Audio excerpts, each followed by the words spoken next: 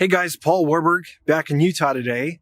Today I am on the shores of the Great Salt Lake, or rather, what used to be the shores of the Great Salt Lake, which is the perfect analogy to introduce today's topic, as I want to talk about the Russian economy and how very soon it will not be what it once was.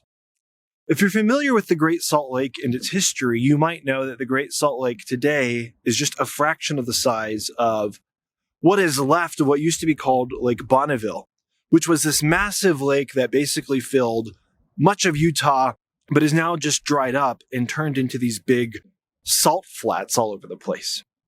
And basically, at its core, what happened was that the inflows of water into this massive lake could not keep up with the rate at which the water was leaving the lake due to evaporation.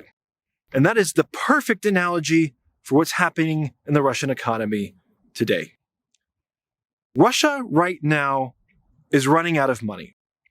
And I don't mean that figuratively. I mean that Russia is literally, currently, before our very eyes, running out of money. And there's quite a few signs of that, and that's going to have a huge impact on their future. And we should talk about that. In today's video, I'm going to cover a lot of concepts that I've covered in bits and pieces in other videos. But what I wanted to do today was to bring all of this information together and add some more detail into it as well. Because right now it is important that we all be crystal clear on the undeniable fact that Russia is running out of money. The reason this is important to understand right now is because we are at an inflection point where very soon political leaders might start to make some decisions due to impatience, thinking that the sanctions that have been placed upon Russia to try to end the war in Ukraine aren't working. But that's actually an idea that is fundamentally untrue.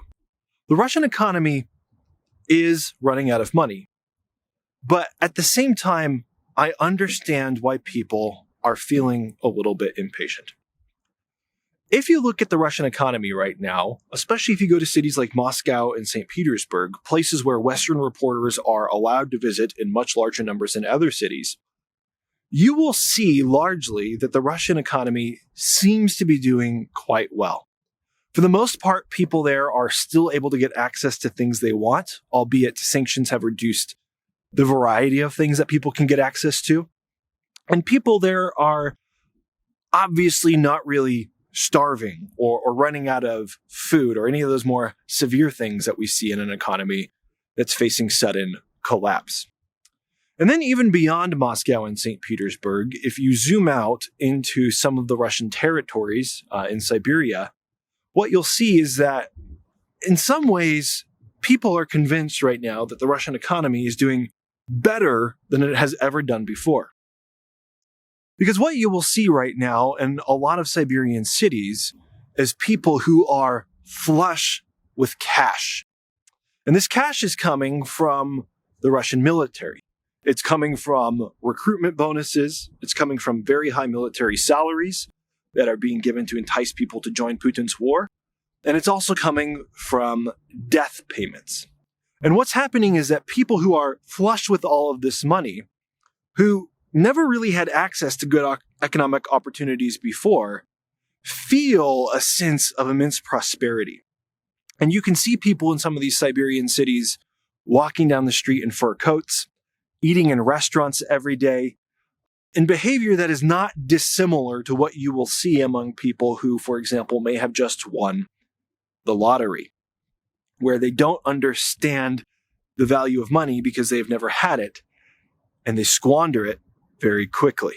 So obviously when people see things like this, the concern is that the Russian economy is still doing very well. And the fear is that that means that Russia can continue to fund its war of aggression against Ukraine for a very long time. But the reality is different. The reality is actually that all of these things I've just discussed are very temporary and very intentional, and a part of Russia's actual wartime strategy. And because these things are reaching such high extremes, it is becoming a much clearer indicator that the pendulum is probably getting ready to switch the other way. You can think of this shiny veneer as a paper-thin barrier between the Russian people and an economic crater beneath their feet that they don't know is there because they haven't been told the truth about where the source of all this prosperity is coming from. So with that in mind, I want to get into that. Why do Russian people have so much money right now? Well, as I said, this is intentional. When Vladimir Putin started this war against Ukraine, he was quite well prepared in a number of different ways, or at least he thought he was quite well prepared in a number of different ways. And one of the ways that Vladimir Putin was prepared for this war is that in the 8 years or so leading up to the war, he had put Russia on a very strict savings budget, putting aside cash so that he could build up something that he called, or people have called, Russia's war chest.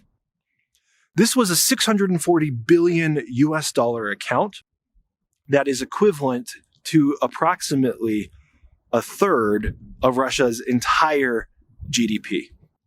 And the reason that Vladimir Putin began saving up all of this money was because of something that happened to Russia after Putin invaded Ukraine for the first time back in 2014. When Putin originally invaded Crimea and annexed it from Ukraine, basically without contest, what happened was that the only way Russia was really punished was with some very minor sanctions from Western countries. This created some minor problems in the Russian government, but it also tipped Russia off to how the West would likely be to respond if they tried to do anything like this again in the future and capture more of Ukraine. So what Putin did to prepare for his war that he knew he was going to try to do was he began saving up all of this cash. And his plan for this cash, I think, was twofold. The first is undeniable, the second may be debatable. The first thing that's undeniable is that Putin planned to use this cash to weather any sanctions that would come at Russia for invading Ukraine. The idea was the war will take 3 days to 3 weeks, which is what official Russian intel suggested is how long it would take Russia to invade and capture Ukraine. And then the period following the war, where there would be sanctions, would probably be a maximum of a couple of years. And so by Russia saving up all this money beforehand, they had enough money to pay for all those costs and all those repercussions that those sanctions would bring. And basically, they could capture Ukraine without consequences, and they could pay for the cost by using the resources of Ukraine itself. Now, personally, I think Russia also had another plan for this money that in a lot of ways is even more diabolical. As I've said, this money that they saved up was actually quite an excessive amount when you consider the size of the Russian economy. It was equivalent to about a third of Russia's GDP. And I think that Putin's plan with this money was to deploy it into the Russian economy at around the time Russia experienced this war against Ukraine. And the idea was that by doing this, Putin could create an artificial sense of prosperity among the Russian people that made them hungry for further war. Basically, people, when they vote or when they support a government and a regime, they do so primarily because of their own perceived economic prosperity. As we saw in the latest US election, people didn't feel like their prosperity was at a very high level, so they voted a new administration into office. But on the flip side, when people are feeling richer than they have ever been, they are more likely to support whatever that regime does and to attribute to them a status that is almost otherworldly if that success is really good. So imagine now that you are a Russian citizen, and after your country invades and captures this other country, all of a sudden, everybody gets an injection of cash that is between 15% and 30% of your annual average income. And on top of that, you feel the effects even more, because leading up to this, you have been saving up all of that money, and now you're spending it all at once. You can think of this sort of as if you lost your job, and let's just say you had a couple $100,000 in your 401k, and you decided all of a sudden to cash in your 401k and just live it up. go on luxury vacations, buy luxury cars, do all sorts of crazy stuff. For that brief moment in time, everybody looking at you, and maybe even your family itself, would feel like, wow, Dad somehow lost his job, and somehow he's doing better than he ever has. This is incredible. Now, Putin isn't that crazy for thinking this, because even in the United States, when I hear people talk about support for foreign wars, one of the rejoinders I often hear here in the US as a joke is that, man, what we really need is another good war. And the reason people say that as a joke is because back in World War II, obviously the US was going through the Great Depression. And after the US came out of World War II, we had one of our biggest booms, economic booms in history. Now, there's a lot of reasons for that are tied to the war, but not in the way people think. The war didn't actually create prosperity for the US. What the war did was it destroyed prosperity for everybody else. It destroyed, for example, most of the manufacturing capability in Europe, most of the manufacturing capability in Asia. But the US, of course, was pretty much untouched, except for Pearl Harbor. And so the US has the only functioning manufacturing capacity in the world at that scale, and basically a monopoly with no competition. So we go gangbusters and we make a ton of money. But not everybody thinks through those consequences. And in their mind, they just think war equals economic prosperity. That was the same type of mental picture Putin was trying to create for the Russian people. But of course, as we know, and as I've just demonstrated, those pictures are almost always false. You cannot create prosperity through destruction. You cannot create lasting prosperity by putting a huge portion of your income into creating weapons that you just destroy on a battlefield somewhere. That's not how things work. Long story short is the bill will always come due. Putin was hoping that the bill for his war would be outweighed by the sense of prosperity that he could create among his people. But of course, things didn't work out that way. This war that Putin planned to take between 3 days and 3 weeks, or maybe even up to 3 months, is now getting close to taking 3 years. And remember, Putin thought that the period of war plus sanctions would probably be shorter to or close to this period of time. And now we're still in the war, and the period of sanctions that Putin had prepared for hasn't even started yet. So his economic situation is very precarious. He thought he was prepared, but he wasn't. And something else happened to Russia that also hurt them even worse. Very early on in the war, half of this $640 billion savings account ended up getting frozen in foreign accounts, which is equal to about 15% of Russia's GDP that they could not access.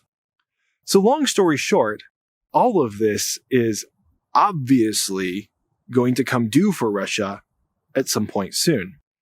And that some point soon is actually not just now, but yesterday. Not literally yesterday, but it's already been happening for some time. And the reason you can see this is by taking a close look at the Russian economy and looking at what's going on. The main thing we're looking for, or the main question we're asking, is when will Russia's savings account finally run dry?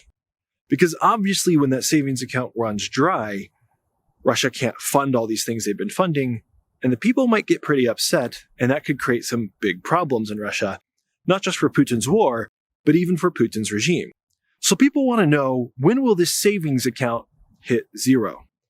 And I understand that question, but that's actually not exactly how things work. Russia is never going to let this savings account hit zero, but that doesn't mean the degradation of the quality of this savings account isn't going to have a major impact on the Russian economy. Basically, what Russia will do, and what we're looking for signals of in the Russian economy, is that Russia will, as the savings account gets lower and lower, they will start to print more and more money, print more and more Russian rubles, so that as they're running out of rubles in the savings account, they can just kind of replace those, kind of sidestep. This is obviously not a permanent solution, but it allows them to kick the can down the road. And if you don't understand what all that means, don't worry, I'm going to explain that in just a second. First, though, what I want to say is that this is the sign we're looking for, and this is the sign we are now seeing in the Russian economy. What we're seeing in the Russian economy right now is a very high interest rate. The last I checked, it was 21%. That's the official interest rate. Now, there's a lot of financial signals coming out of Russia, and most of these we shouldn't believe, because Russia is always going to have an incentive to fudge the numbers and make things seem better than they really are. But one thing Russia will never do, because there's no incentive to do it, is make things look worse than they really are. So if we see a 21% official interest rate in Russia, we know that things are at least actually that bad. So why is a high interest rate a big deal?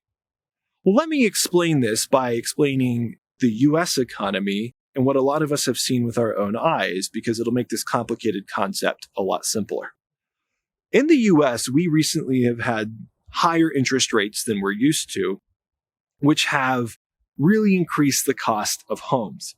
What happened was the US was hitting a high inflation cycle, as most of us know, and the Fed is always concerned in a high inflation cycle that home prices will go up out of control. So in order to stop home prices from going up, the Fed increased the interest rate. And the reason for that is because by increasing the interest rate, you can increase the price of a home without increasing the price of a home.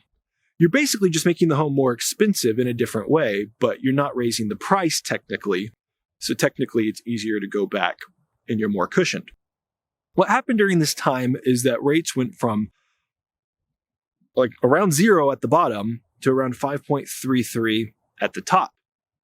And what that resulted in is if you were getting a $400,000 mortgage, that mortgage payment jumped from $1,600 per month to $2,900 per month, even if the price of the home didn't increase at all, which most home prices still increased a little bit over this time.